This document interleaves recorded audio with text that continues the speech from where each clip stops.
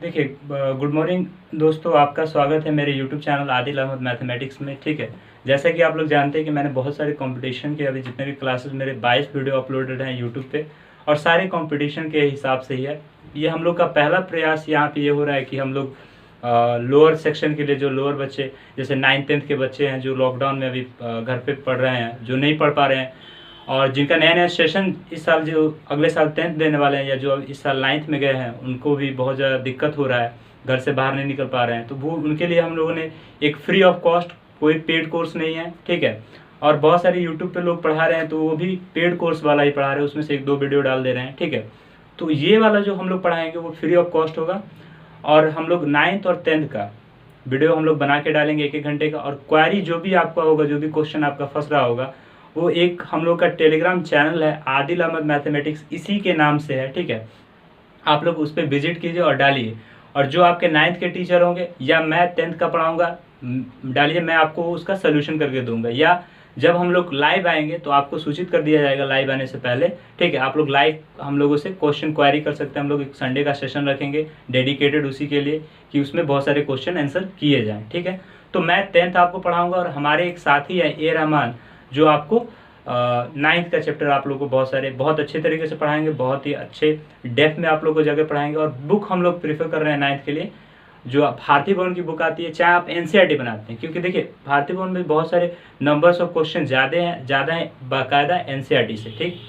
तो देखिए एनसीईआरटी हम लोग का पैटर्न, हम एनसीईआरटी हम लोग फॉलो करेंगे, मगर हम लोग क्वेश्चंस जो होगा वो हम लोग भारती भवन से बनाएंगे, ठीक है।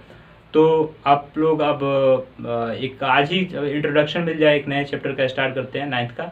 तो ए रहमान साहब का आप लोग से पढ़िए। जैसे कि हमारे साथी सर ने बताया अभी कि हम लोग 9th का मैथ जो है आज से स्टार्ट करने वाले हैं। तो 9th का मैथ मैं पढ़ाऊँगा, ए रहमान मेरा नाम हुआ। देखिए, हम लोग को कोई टीचर नहीं है, पहले बता देता हूँ, हम लोग कोई टीचर नहीं है। हम लोग आप ही की तरह के स्टूडेंट हैं, लेकिन आपसे सीनियर है। और सीनियर होने के नाते हम लोग को अनुभव है कि 9th-10th का जो आजकल एग्ज़ाम हो रहा है, या पैटर्न जो है वो किस तरह का है। पैटर्न आप लोग जानते होंगे, बड़े भैया चाहे जो भी एग्ज़ाम दिए होंगे उनसे जानते होंगे कि जो मैट्रिक का एग्ज़ाम हो रहा है उसमें जो ऑब्जेक्टिव क्वेश्चंस है वो काफ़ी मात्रा में आ रहा है। मतलब ये कि 50% जो ऑब्जेक्टिव कर दिया है, यानी आपको छोटी छोटी चीज़ें याद रखनी होगी या जाननी होगी, तब तो जाकर आप ज़्यादा से ज़्यादा स्कोर कर पाएंगे। आप चाहेंगे कि केवल हम 2 नंबर सवाल होता है या 5 नंबर का जो क्वेश्चन होता है उसको हम बनाएं, तो उस तरह आप हाई स्कोर ज्ञात नहीं कर सकते हैं, नहीं ला सकते हैं। इसलिए आपको छोटी छोटी बातें जानना जरूरी होगी। तो आज जैसे हम लोग सर ने बताया कि 9th का मैथ स्टार्ट कर रहे हैं, तो उसमें सबसे पहला जो चैप्टर है वो है संख्या पद्धति। संख्या पद्धति यानी शुरुआती चैप्टर है। अब इसमें सबसे पहले हम जानेंगे संख्या होता क्या है। चूँकि संख्या पद्धति तो खैर दूर की बात है, चैप्टर हम चाहे तो शुरू कर सकते हैं, आज ही शुरू कर सकते हैं, आपको क्वेश्चन बनवा सकते हैं। लेकिन आप केवल क्वेश्चन बना लीजिए, और जो बेसिक जानकारी होती है या कोई जो शुरुआती जानकारी होती है वो सब अगर नहीं रहे, अगर आपको डायरेक्ट चैप्टर बनाया जाए तो बनाने को तो बना लीजिएगा, लेकिन आपको जो ऑब्जेक्टिव क्वेश्चन होती है, ऑब्जेक्टिव क्वेश्चन, वो आपको नहीं हो पाएगी, क्लियर नहीं हो पाएगी। इसलिए हमारा प्रयास है कि हम लोग ऑब्जेक्टिव पर ज़्यादा फोकस करें बस सर। और ये नहीं है कि केवल ऑब्जेक्टिव पर ही करेंगे, हम लोग का सब फोकस सब पर रहेगा, लेकिन ऑब्जेक्टिव छोटी छोटी बातें जानेंगे तो बड़ी बड़ी बातें जानने में आसानी रहेगी। तो आज हम स्टार्ट करते हैं। आइए, पहला चैप्टर संख्या पद्धति। लेकिन संख्या पद्धति नहीं, आज सबसे पहले हम संख्या से शुरुआत करेंगे। संख्या होता क्या है? संख्या को इंग्लिश में नंबर बोलते हैं।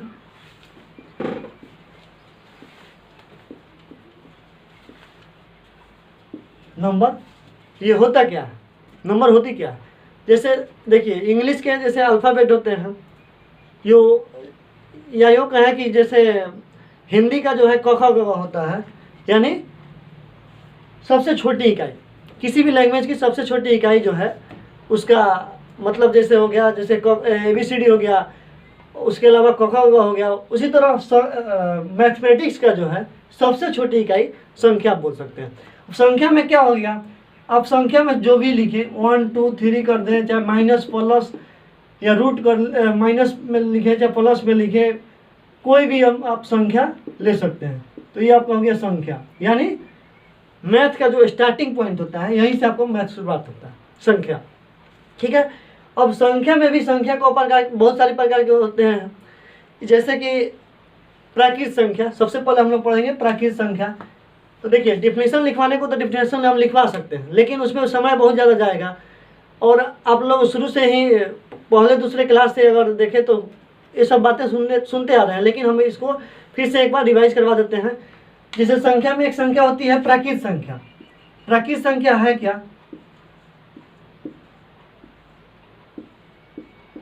इसको पहले हम लोग जानेंगे। इसको इंग्लिश में बोलते हैं नेचुरल नंबर।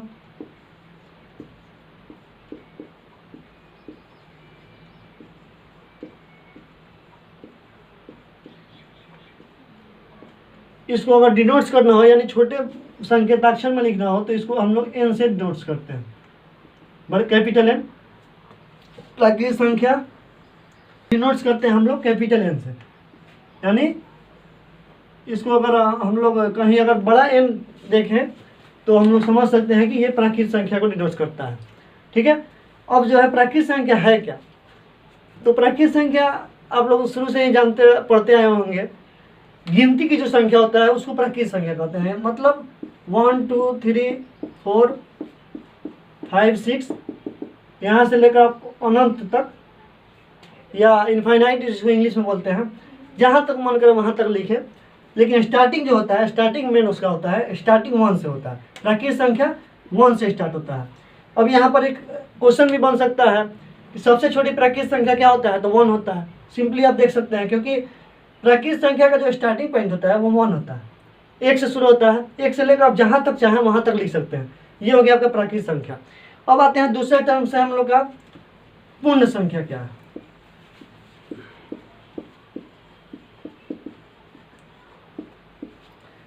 इंग्लिश में इसको बोलते हैं होल नंबर।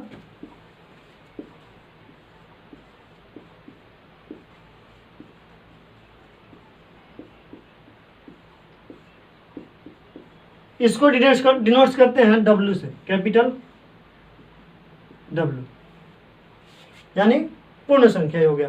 पूर्ण संख्या है क्या? जिसे प्राकृत संख्या आप लोग समझ गए होंगे कि गिनती की संख्या को प्राकृत संख्या कहते हैं। वहीं अब पूर्ण संख्या की बात आती है तो पूर्ण संख्या को इसमें केवल प्राकृत संख्याओं में केवल शून्य को शामिल कर दें, बाकी वहीं सेम हो जाएगा उसका डिफिनेशन। इसमें आपको केवल स्टार्टिंग में शून्य को जोड़ देना है, यानी गिनती की संख्याओं में अगर शून्य को शामिल कर दें तो वो हो गया आपको पूर्ण संख्या। मतलब ये कि इसका स्टार्टिंग जो है शून्य से होगा। प्राकृत संख्याओं का स्टार्टिंग 1 से हो रहा था, लेकिन पूर्ण संख्याओं का शून्य से होगा। अब यहाँ पर एक ऑब्जेक्टिव क्वेश्चन बनता है कि सबसे छोटी पूर्ण संख्या क्या है। सबसे छोटी पूर्ण संख्या आप देख सकते हैं, खुद बता सकते हैं कि शून्य आपका जो है सबसे छोटी पूर्ण संख्या हो गया, और सबसे छोटी प्राकृत संख्या हो गया 1। अब यहाँ पर एक ऑब्जेक्टिव सवाल जो कि आपके पहले चैप्टर में भी है, क्या प्रत्येक प्राकृत संख्या पूर्ण संख्या होती है? अब आप आसानी से देख कर बता सकते हैं कि क्या प्रत्येक प्राकृत संख्या पूर्ण संख्या होती है। अब देखिए यहाँ पर 1 है, यहाँ पर भी 1 है, 2 है, यानी जो जितना भी प्राकृत संख्या है देखिएगा इसमें सब पूर्ण संख्याओं में है। अब यहाँ पर कहिएगा कि 6 नहीं है, लेकिन नहीं, आप यहाँ पर आप लिख सकते हैं 6 7 जितना भी मन हो, इनफाइनाइट यानी अनंत तक लिख सकते हैं। तो एक आपका एक ऑब्जेक्टिव क्वेश्चन आपका क्लियर हो गया कि प्रत्येक प्राकृत संख्या जो है वो पूर्ण संख्या है। इजीली आपको समझ भी सकते हैं, देख सकते हैं कि प्राकृत संख्या 1 से शुरू हो रहा है और पूर्ण संख्या 0 से शुरू हो रहा है। उसका विपरीत अगर आपको पूछे कि क्या प्रत्येक पूर्ण संख्या एक प्राकृत संख्या है, अब देखिए आप स्टार्टिंग देखिए, आप अंत में मत जाइए, स्टार्टिंग से देखिए। सवाल है कि क्या प्रत्येक पूर्ण संख्या प्राकृत संख्या है। तो देखिए शुरुआती वाला देखिए 0 है इसमें पूर्ण संख्या में, लेकिन इसमें 0 नहीं है। तो आप क्लियरली कह सकते हैं कि प्रत्येक पूर्ण संख्या जो है प्राकृत संख्या नहीं है। क्यों? क्योंकि यहाँ पर 0 है, इसमें 0 नहीं है। तो इजीली आप कह सकते हैं कि पूर्ण संख्या जो है, प्रत्येक पूर्ण संख्या प्राकृत संख्या नहीं है। लेकिन अगर क्वेश्चन पूछे कि क्या प्रत्येक प्राकृत संख्या पूर्ण संख्या है, तो हाँ है। ठीक है, या इसको आप लोग समझ गए। अब हम लोग प्राकृत और पूर्ण संख्या समझ चुके हैं। आसानी से आप बता सकते हैं, इस पर ऑब्जेक्टिव जो है वो भी आप आसानी से यदि समझ सकते हैं। अब जो है इसका अगला टर्म आता है सम संख्या और विषम संख्या। ये भी काफ़ी आसान टर्म है, लेकिन जब हम शुरू से बता रहे हैं तो अब सब कुछ जानते चले तो बढ़िया है। आइए, सम संख्या।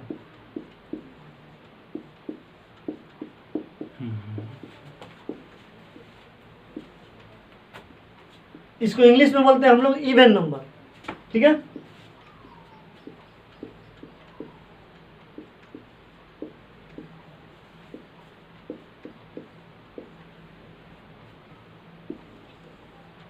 एक चीज़ आपको हम बता दें कि अगर आप लोग ये सोचते होंगे कि हम बिहार बोर्ड के स्टूडेंट हैं और केवल हम हिंदी में ही पढ़ेंगे, तो ये बात अपने दिमाग से निकाल दीजिएगा। क्योंकि मैट्रिक तक तो ठीक है, उसके बाद जब आप इंटर में जाइएगा वहाँ से आपका मेन कष्ट शुरू हो जाता है। तो इसलिए हम आपको कहेंगे कि जैसे सम संख्या आप जान रहे हैं, तो यहाँ पर इवन नंबर जरूर जानिएगा कि इवन नंबर को सम संख्या कहा जाता है।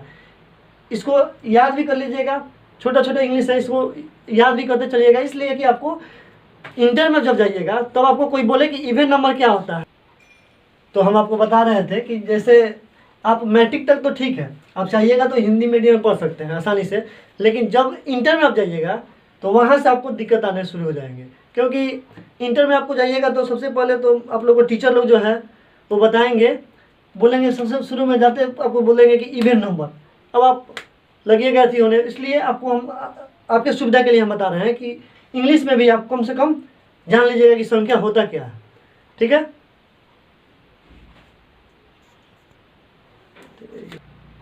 तो अब हम लोग जानेंगे कि सम संख्या है क्या।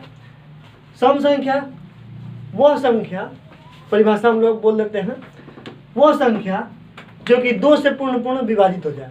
अब विभाजित होने का मतलब क्या है कि दो से पूरी कट जाए, उसको हम लोग सम संख्या कहते हैं। हो गया, आसानी से आप समझ सकते हैं।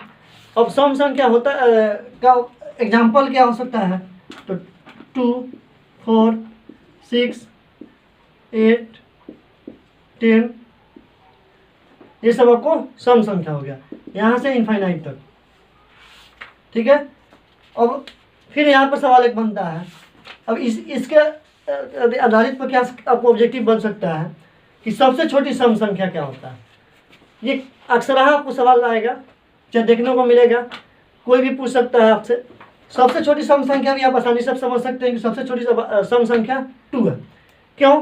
क्योंकि आप 2 से अगर 2 में भाग देंगे तो आसानी से 2 कट जाएगा, तो ये सबसे छोटी सम संख्या हो गया 2। और अब इसके बाद आता है एक विषम संख्या, एक और टर्म है।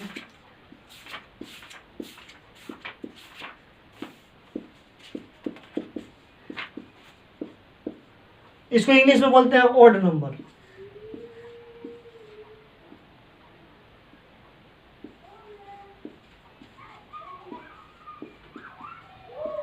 ऑड नंबर, ऑड नंबर क्या हो गया, ठीक सम संख्या के ऑपोजिट हो जाता है, यानी जिसमें जो वह संख्या जो कि 2 से पूरा भाग ना लगे, या 2 से 2 पूरा ना कटे। अब जैसे 3 हो गया, 3 में आप 2 से भाग लगाइएगा तो कभी आपको नहीं कटेगा पूरा। उसके अलावा जैसे 5 हो, विषम संख्या हो गया, इसमें 1 भी आप जोड़ सकते हैं, क्योंकि 1 में भी आप 2 से भाग लगाइएगा तो लग तो जाएगा लेकिन पॉइंट में आता है, तो पूरा कटना चाहिए, लेकिन पूरा ये नहीं कट पाएगा। तो 1, 3, 5, उसके बाद में 7, 9 और इनफाइनाइट तक जो है ये विषम संख्या हो गया, ठीक है। सम विषम आप आसानी से समझ सकते हैं। अब आएगा कि सबसे छोटी विषम संख्या तो 1 हो गया, सबसे छोटी सम संख्या तो 2 हो गया। इसको भी आप आसानी से समझ लिए होंगे, हम उम्मीद करते हैं। अब अगला टर्म जो है वो क्या होता है, तो अभाज्य संख्या। अब अगला टर्म अभाज्य संख्या क्या है।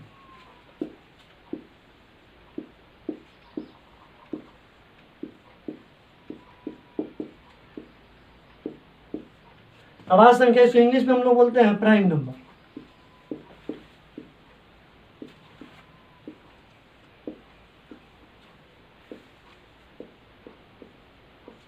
प्राइम नंबर, अब प्राइम नंबर होता क्या है, इसको सबसे पहले हम लोग समझेंगे। प्राइम नंबर यानी अभाज्य संख्या क्या है? तो अभाज्य संख्या वैसी संख्या, अगर परिभाषा पूछे तो वैसी संख्या जो कि जिसका भाज्य जो होता है, भाजक जो होता है, यानी जो केवल एक से कटे और वो स्वयं संख्या से कटे, उसके अलावा किसी संख्या से ना कटे। भाज्य और अभाज्य ये दोनों जो है, इसके बाद आप भाज्य संख्या पढ़ेंगे तो ये दोनों आप एक ही बार में समझ सकते हैं, अगर चाहे तो एक बार में समझ सकते हैं। इसलिए हम उसके जस्ट नीचे भाज्य संख्या का भी हम डाउन कर लिख लेते हैं।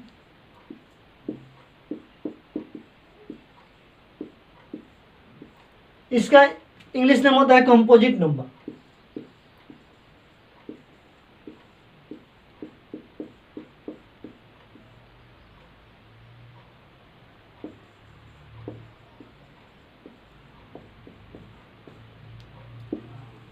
ठीक है, अब सबसे पहले हम लोग अभाज्य संख्या समझेंगे। तो अभाज्य संख्या जैसे कि 2 हो गया, सबसे छोटी अभाज्य संख्या लेते हैं 2। अब अभाज्य संख्या क्यों है इसको हम पहले समझेंगे। तो अभाज्य संख्या में 1 से भाग लग जाएगा, क्लियर है। 1 से किसी भी संख्या में, दुनिया के किसी भी संख्या में भाग लग सकता है, ठीक है।